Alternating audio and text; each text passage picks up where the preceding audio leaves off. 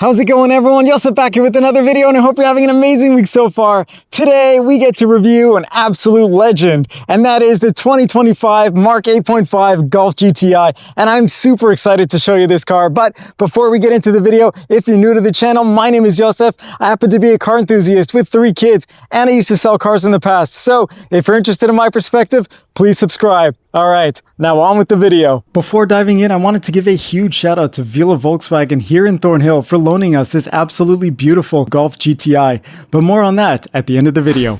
So to kick things off, some of you may say, hey Yosef, you already did a review of the Golf GTI, and to those people I will say I did, but a very short, concise one, really highlighting the differences between the Mark 8 Golf GTI and the 8.5, the facelift version that we've got here. And if you're interested in watching that video, click up here in the pop-up banner and that will take you to that video. But this video is going to be a much more in-depth review of the new Golf GTI. And really what we want to answer is, if you're looking for something that's relatively inexpensive, fun to drive, practical, that does really everything very well, that also happens to be a hatchback, what better vehicle to buy than the Golf GTI?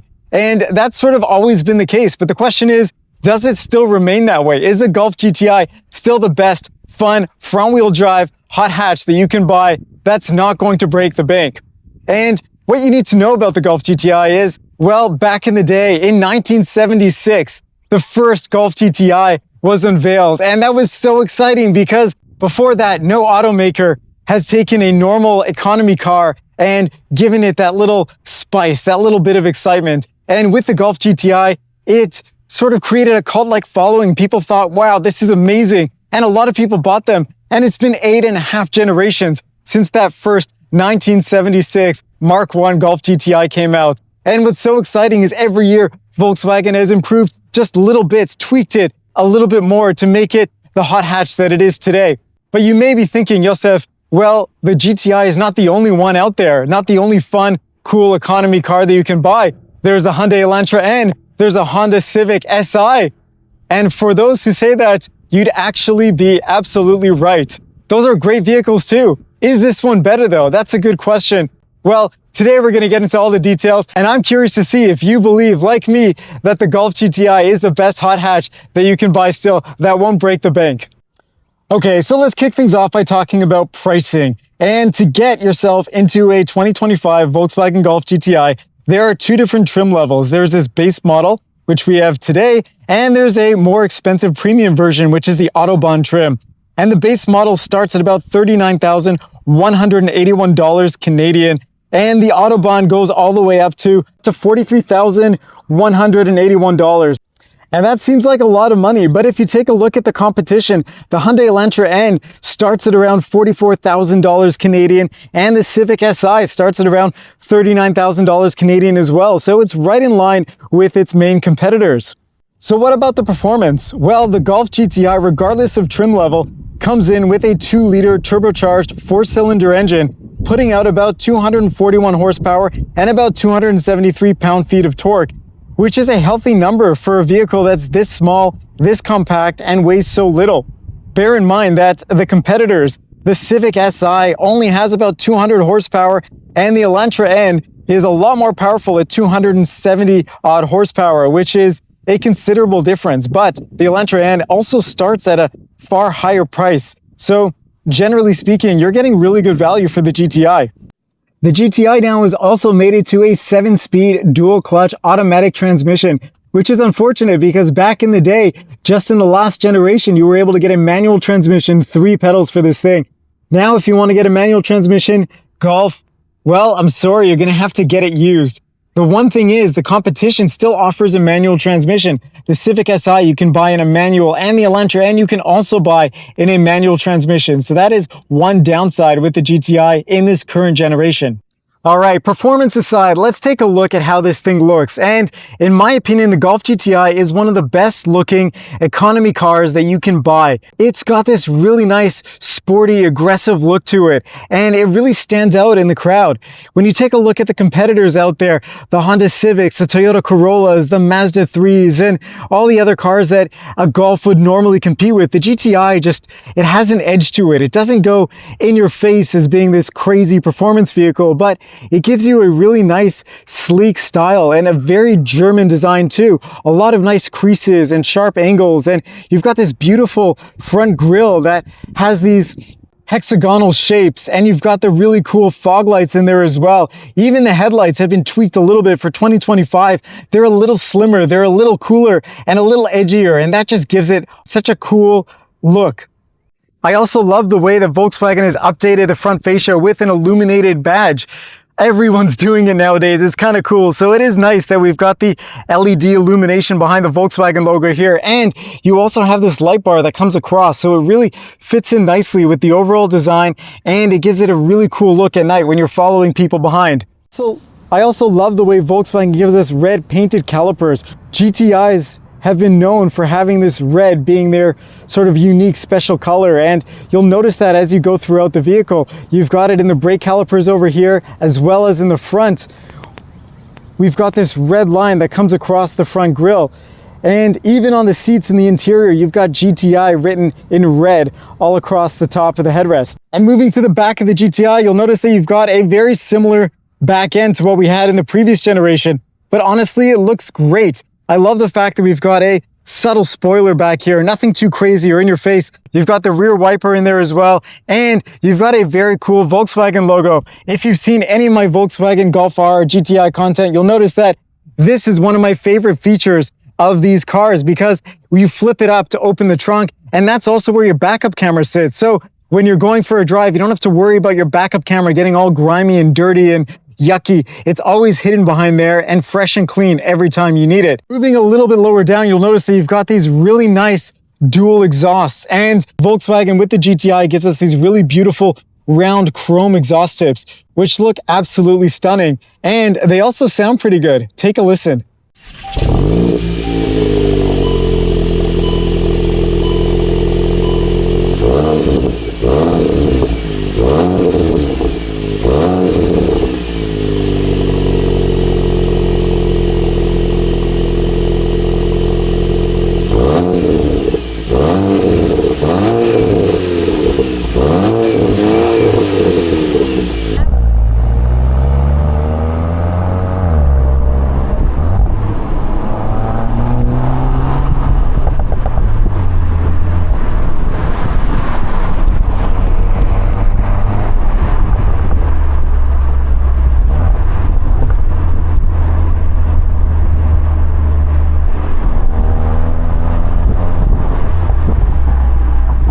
Moving to the inside of the Golf GTI, you're greeted with a very nice but simple door card. I love the way Volkswagen has infused a lot of different materials over here. You've got some soft touch molded rubber at the top, and you've got some really nice textured, it looks like it's flat, but it's a textured material here that looks really cool. Instead of real carbon fiber, here you get this material, and you've got some suede over here on the door as well, which looks really nice, and some very soft touch material over here for your elbows. I love the classic switchgear that we've got for all Volkswagens nowadays, and I'm happy that they didn't do what they did with the ID4 and Buzz and take out the rear window switches. Here we've got full buttons for all four windows, which is great. And of course, you've got a felt lined door pocket over here, relatively large, and it's really nice to have that. Even though this is the base model, they haven't cheapened out on things like that. And of course, you've got your emergency vest in there as well. And if we take a look at the seats, I love what Volkswagen has done with the Golf GTI here. Even in base form, you get these really nice bucket seats, and you've got the GTI stitched in red, of course, on the backrest as well. And these seats look really cool. I love the plaid design. It's kind of a homage to what they used to do back in the day, and I'm so happy that they've stuck with it. When you move up to the higher trim levels, the Autobahn, and the different options that are available, even on the base model, you can get different seat options. But to be honest with you, I really love these cloth seats, and if I were getting one, that's something that I would want to have. Sitting behind the wheel of the Golf GTI, you're greeted with a very similar Volkswagen steering wheel that you get on almost every model. But what makes this one different is, of course, we've got the GTI logo down here. You've got the red accents all around, the red stitching to go all around the steering wheel. And something that's relatively unique here is Volkswagen has brought back these physical buttons, which I absolutely love. I've got the touch sensitive ones on my Golf R, and to be honest with you, they're really not that bad. A lot of people complain about them, but because they got so so much hate, Volkswagen has brought back physical buttons, which actually work very, very well. And it's kind of nice to see them on here. They do feel pretty high quality. The plastic is not of the highest quality, but everything fits in really nicely. There isn't a lot of give or play with them. So they are integrated really well. And of course, it's a flat bottom steering wheel, which is really nice. And if we turn on the GTI, you'll notice that we've got a very nice gauge cluster over here. And these digital gauge clusters are a hallmark for Volkswagen. They're very high quality. The black levels are excellent. They are really, really nice screens. And the best thing about them is they are super configurable. So depending on what you want, you can change the different views on the steering wheel by pressing the view button, which is really nice. And you can also change what you get on either side of the major dials. So if you wanted to change what you get on the left-hand side, you can do that by choosing a whole bunch of different offerings here, which is really nice. You can set this thing up exactly the way that you want it. And the same thing goes with the other side. So if you wanted to change that up to some other information that you find to be more interesting, you can do that. And what's interesting is you can put the navigation directions in there as well. Volkswagen does probably one of the best jobs, in my opinion, outside of Audi, giving you a very configurable dashboard and giving you the option to configure it the way that you would like. In this particular model, because it's the base model, we can't put the full map in the main screen, but other than that, pretty much everything is available to you. In this model also, it's the base model, so we don't get a heads-up display. That's something that's pretty typical for vehicles in this particular segment. Again, we're not spending a tremendous amount of money, so it makes sense that that's an optional extra. However, when you take a look at the infotainment system, you'll notice that this is a massive change from the previous generation. My Volkswagen Golf R has a much smaller screen. Here, we've got an enormous one that came basically out of the ID4 and also the Atlas. And what's great about it is it gives you now the updated infotainment system. So it's not just using the same old tech that we had before. This one is really responsive. It's really easy to use. And for the most part, it does everything that you want exactly the way that you want it. It's a lot more intuitive than the way it was set up before. And you've got better graphics here. Again, the black levels look great. It's a beautiful looking screen. And it gives you a lot of options for customizing your Volkswagen.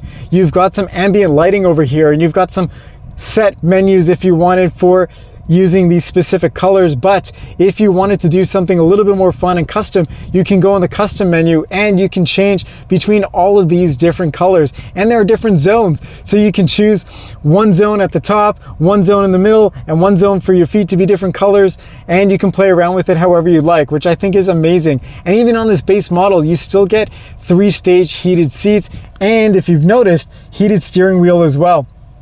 But going back into the infotainment system, you'll notice that you've got a lot of really great set buttons at the bottom. So instead of having to go into deep menus to go and find everything, you've got your climate controls over here, which you can pull up very easily.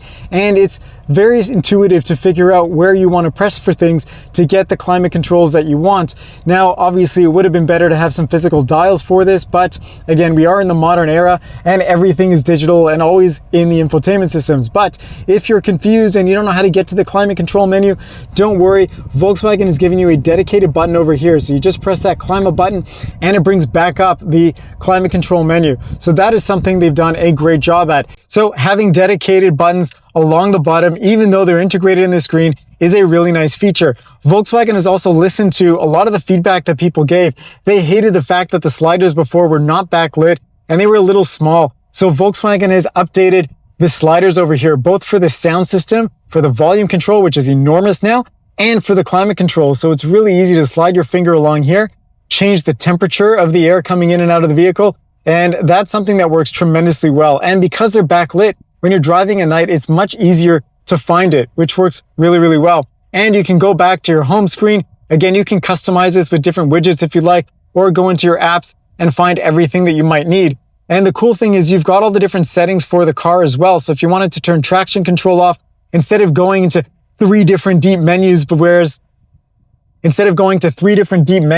which is what you had to do before, now it's a simple button that you can click on when you go into the driver's menu. So overall, a very welcome change. The only criticism that I have is that Volkswagen really hasn't integrated this screen very well with the dashboard. I love the way they did it before, where it kind of continued along this black panel over here, but it is tacked on, it is big, it's up to you if you like it or not, but I think they've done a really nice job with the software and the hardware to make it a much more intuitive experience and something that's a bit more user-friendly.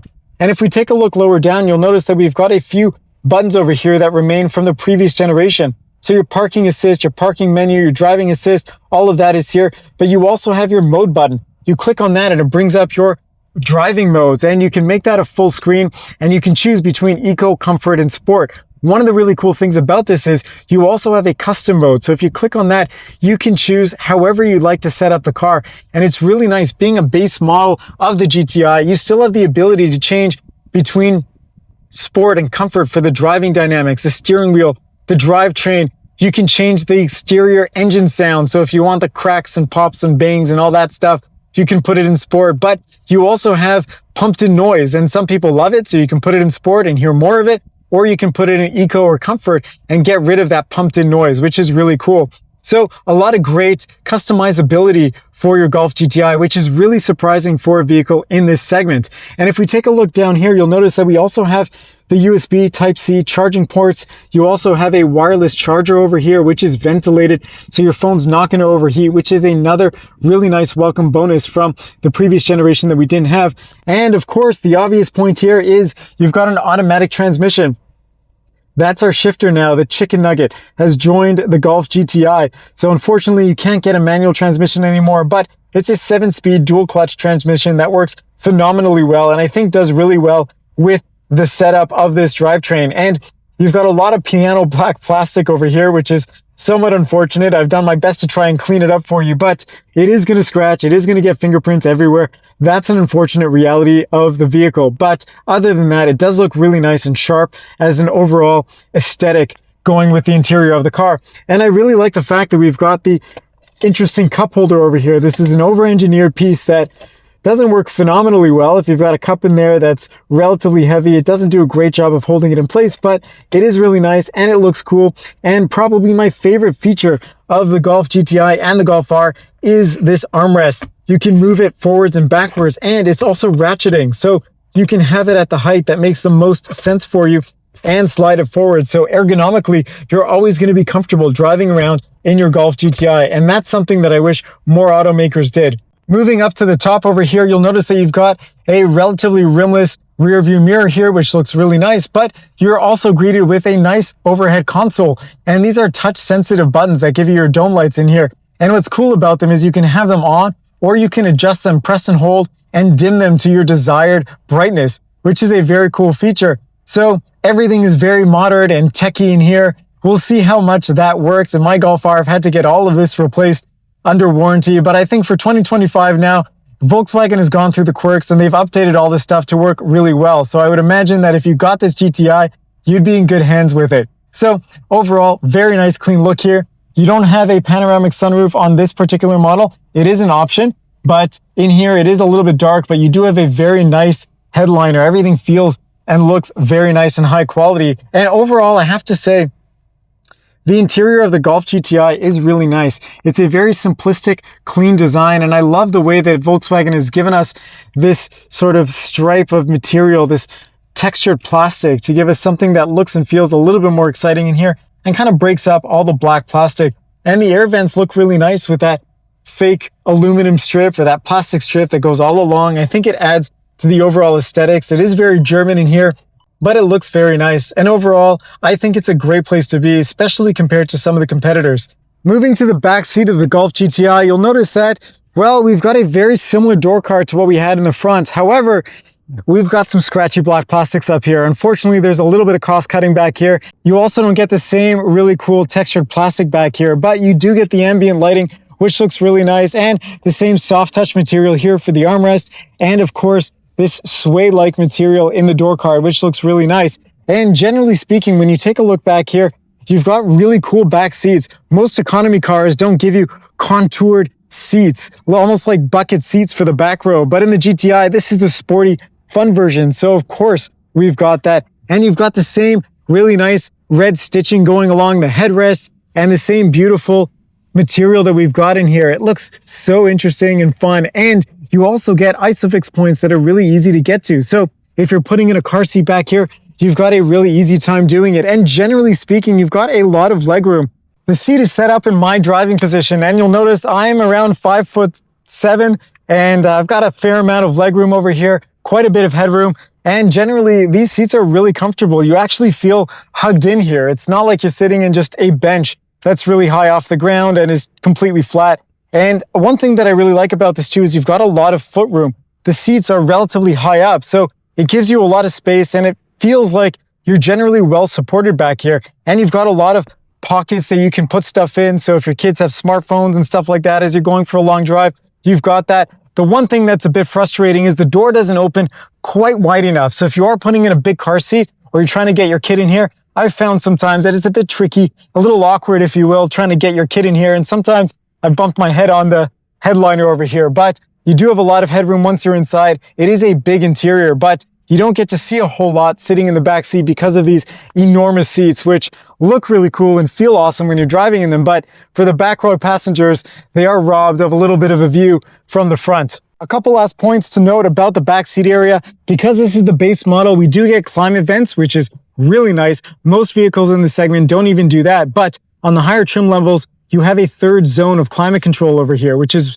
something that I wish we had even on the base model, but that's okay. You've got a little pen holder or something over there, but you also have USB Type-C charge ports down there. So if your kids are going on long trips, they've got something to charge their devices, which is a welcome, very appreciated thing here. The last thing that I'm going to mention is you've got a pull down armrest, which is something that you get on a lot of vehicles in this segment, but this one happens to have a lot of room here for your elbows and gives you 2 full cup holders. But what's even cooler about this is you've got a pass-through. So if you've got longer items that you want to carry, you can fold the pass-through down, and you've got storage going into the trunk area, which is something that I wish more automakers did, especially in cars like this. This makes it so much more versatile. You can have 2 full adults sitting in here, fold that middle section down, and you can have longer items going in there. So people who go skiing, people who, like me, do photography, and you've got longer stuff, you can still keep this as a daily driver for your kids and put all your stuff in there. Moving to the cargo area of the Golf GTI, again, I love flipping that open to get into the back. And it's really nice because you may look at this car and say, well, it's relatively small. How practical can it be? But if you take a look at this, you've got a lot of space back here. It's not enormous by any stretch, but I would say this competes with any of your subcompact crossovers or SUVs. Think about the Mazda CX-30s of the world. This, in my opinion, is just as practical as those. It may be a little bit smaller, but you know what? For what you're trading off, you're getting a lot more fun driving dynamics, but we'll get into that later on as we go for our drive. Back here, you've got a big wide open space, easy to store stuff in here. You can take out the parcel shelf, fold the seats down, then you've got an enormous amount of space back here. And again, you've got the pass-through, which makes things super easy. There are also some really nice little cubbies on the side, so if you want things stored without rolling around too much, you can do that. And if you look under here, we also have a spare tire. That's not something you get on a lot of vehicles anymore. No can of fix-a-flat here. We've got a proper spare tire, which means that we don't have the upgraded sound system, unfortunately, for this model, but the base model actually sounds pretty good. Okay, so how does the Golf GTI drive? Well, let's go find out. Now, the one nice thing about this car is it's very familiar to me because I own a Golf R, which is effectively the same car, just a little more powerful, and it has all-wheel drive. And it's funny because I was talking to a few people that have driven a lot of GTIs in the past, and they said, you know, Yosef, you can really feel the difference in weight driving the GTI from the Golf R. Even though the Golf R is more powerful, there is something a little bit more fun with the simpler Golf GTI. And, well, I'm really curious to see how true that really is. But getting in here, I have to say, even though this is the base model, this Golf GTI feels great. I don't feel like I'm losing out on a lot of really important, great features. I feel like the Golf GTI in this base model comes with really everything that I would need. It would be nice to have a heads-up display, obviously, but you know, something like that is not the most important thing in the world. You get a lot of customizability. These seats are superbly comfortable for what they are, probably even more so than the leather seats. And you know what? I feel like I've got much more premium stuff in here than you would expect from a vehicle at this price point. And that's one of the things that the Golf GTI does really, really well, probably even more so than its competitors. I haven't driven an Elantra N, but I've sat in them, and There's a lot of stuff going on in them. It just doesn't feel quite as nice and as refined and polished as the Golf GTI, and this just feels a little bit more grown up on the inside. And the Civic Si just feels like a standard Civic. There isn't anything really exciting about the Si like you get in the Type R, but otherwise, this Golf GTI really does give you something exciting to look forward to when you get into the seat here and go for a drive. And I think a lot of people question, what's the point in having a car like this still? You know, you've got all these performance SUVs and you've got people you've got all these performance SUVs and no one's really paying attention to these enthusiast vehicles. And it's kind of sad because I love this thing and I love these types of cars, and it really sucks that we're not going to have a whole lot of them in the future. But we do have this now, and that means we've got to take advantage of what we've got, and we've got to enjoy them as long as we have them, because the next generation is probably going to go electric, and we're going to lose out on the internal combustion engine funness of driving something like this. So for now, to comment on how this thing drives, honestly, it drives so well. You know, you take a look at the performance figures and you say, oh, 240 horsepower, that's not a lot for a car that should be really fun and exciting to drive. And you're right, it doesn't seem like a lot on paper, but you know, this vehicle is relatively light. It feels great. It just feels so nimble. And that 240 horsepower and roughly 270 odd pound-feet of torque, it really does a great job of moving you around, and it puts a smile on your face. And knowing that you still have 5 seats, you can take your kids out for a ride, go do pickup, get them from school, go do the groceries, and enjoy your ride as well. It's something that's so special. And it's sad to me that we don't have more vehicles like this on the road. So how is it driving normally? If you're not just going to go crazy and have fun with this on the weekends, it drives very well. The throttle response is great. It's very comfortable. The visibility is great. The steering is nice and light. I don't feel like it's super burdensome or heavy or difficult to use. The brakes are perfect. You know, there's a lot of cars now that have regenerative braking and just give you that kind of squidgy feeling and it pulls your foot in, but the Golf GTI feels really easy to modulate, and it's very easy to drive this thing around. Again, it is a small car. It's based off of a compact hatchback, an economy vehicle, and you know, it shows, because that's the good stuff that you want. You want a vehicle that's easy to get around in, not too complicated, but something that when you want to, you throw it in the sport mode and you go for a spirited drive. And you've got these paddle shifters, which albeit are relatively small, but they are really nice to have. If you did want to change gears on your own, even though we don't have a third pedal and a manual transmission, you can play around with that and enjoy it. And that's just not something you get in a lot of vehicles nowadays. So Volkswagen's done a great job overall with the driving dynamics in here. Again, the suspension is tuned really, really nicely. It's a soft ride. You're not bouncing around too much, and you've got adaptive suspension over here. And it's funny because in the previous generation, you really had a very base model that was bones bare. There was nothing in there. And here in this base model, you get a lot of the creature comforts that you want. I would like to have memory seats. That's one thing that, you know, if you're driving a vehicle with your wife or spouse, you know, would be nice to have. Here we don't get that, unfortunately, but you know, otherwise you're not really missing out on too much, and it's a good, well-balanced package that Volkswagen has given us. And you've got some cool colors that you can play around with, and again, a lot of different ways that you can customize it to make it your own. So it's a good package, and if you want to go all out, you know, you've got the Autobahn trim. You can spend over $40,000 and get the panoramic sunroof and the leather seats and all that good stuff. But here's what my honest opinion is about this vehicle. When you're going to buy a Golf GTI, the whole point is that you're buying something that's relatively inexpensive, something that's cost effective, that's practical, that does everything really, really well. And for that, in my opinion, you have to get the base model. It just makes sense. That's what this car is all about. It's not about the frills and getting the super luxurious comfort creature stuff that would come in the Autobahn trim. You want to get something that's a little bit more raw, a little bit more simple, and just enjoy it for what it is. And that keeps the weight down, and that makes it feel a little bit more interesting to drive and fun. And I think that's what this car is all about. So buying a GTI, is it worth it? Is it still the king of the hot hatches, the sort of simple, enthusiast, fun to drive, compact, practical vehicles? I really do. Again, you don't get a hatchback in the Elantra, and you don't get a hatchback in the Civic Si. You're really limited with what you can get for having this form factor and practicality, and the Golf GTI really delivers on that, and that's something that I absolutely love about it. It looks great, it feels special and fun, and you're not breaking the bank to get into this thing.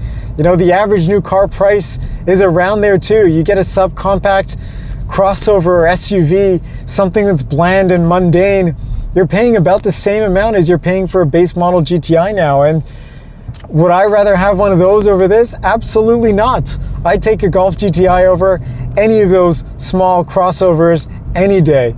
And the fact that it still has some fun with a performance exhaust, and you've got some crackles and pops, and it just looks this cool, I don't know. I think it's a great choice. There's very few cars on the road now that I would want to get instead of this. And you're probably asking, well, Yosef, you've got the Golf R. Isn't the Golf R so much better?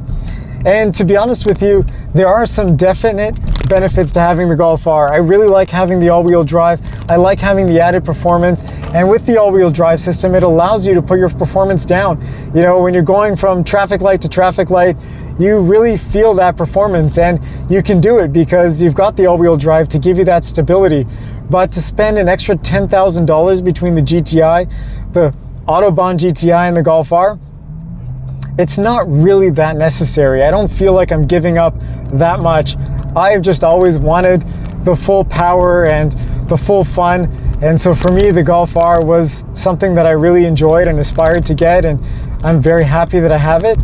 But it's not a necessity. I think anybody can, a little bit of money, and get into the Golf GTI and fully enjoy it and not feel like they're giving up on too much by getting the lesser vehicle over the Golf R. They serve two purposes. The Golf R is the all-out performance vehicle. It's the top version of the Golf platform that you can get, but for tossable, just going around back roads and everyday fun, I think the Golf GTI really hits that sweet spot, especially in this base model.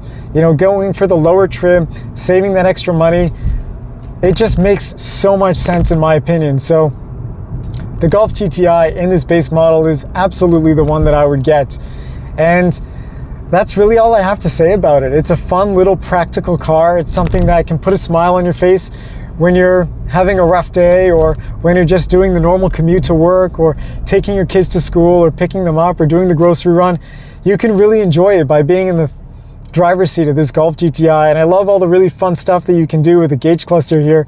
I mean, it's so fun that you can play around with that. There's a G meter, for crying out loud. You know, how many cars can you go and get into and get a G meter in the gauge cluster, and you know, play around with all the performance figures and see the boost and all that kind of stuff? It's just, that's how you know Volkswagen loves having fun. It's still a German automaker at the end of the day, but they still want to have fun, and they give you these cool little things that you can play around with. So for me, the Golf GTI is an awesome vehicle, especially if you're an enthusiast wanting to get into something and, you know, don't want to give up on too much. You still want something mature. This is it. This is the car to buy. And it's funny because, last point, I know I'm rambling a little bit, but the Civic Si has so much less performance. You know, really, to get something equivalent, you got to go into the Civic Type R, which is a lot more expensive. And even the WRX is, you know, gives you a lot of really great power and performance for the money, but this is still a bit cheaper. And the Elantra is a little bit more expensive, gives you a little bit more performance. I don't know if you necessarily need it, because Volkswagen always underestimates the power. You know, you're getting essentially 241 horsepower to the wheel, which is, you know, probably around the 270 to the crank, which is probably what the Elantra N is really boasting. So in terms of power performance, I think they're probably about equal. I don't know, you're getting a really great package over here. So that's all I've got to say about it. Huge shout out again to Villa Volkswagen for loaning me this Golf GTI. If you're in the market for a Volkswagen and you're in Thornhill or in the GTA, it's well worth your time to go and visit them. See Vincent, see Daniel, they are amazing people. The team there really takes care of their clients, and I wouldn't be able to make these videos without them. So thank you so much, Vincent. Thank you so much, Daniel, for trusting me with this Golf GTI. I've had an amazing time driving this and giving you the full review, and I look forward to seeing you in the next video.